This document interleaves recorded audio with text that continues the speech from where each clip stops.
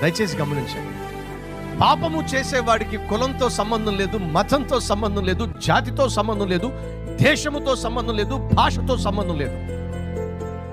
పాపము చేసేవాడు తన పాపిష్టి ప్రవృత్తిని బట్టి పాపిష్టి పని చేస్తాడు. బైబిల్ సెలవిస్తుంది, పాపము వల్ల వచ్చే జీతము మరణము. ఆ మరణము తర్వాత మనిషికి మిగిలినది దేవుని తీర్పు. ఆ తీర్పులో మనిషి చేసిన ప్రతి పాపము దేవుడు లెక్కడుగుతాడు.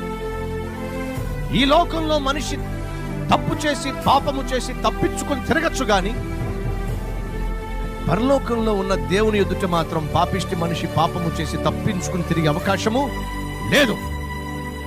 ఏదో ఒక రోజు మనిషి దేవునికి దొరకాల్సిందే.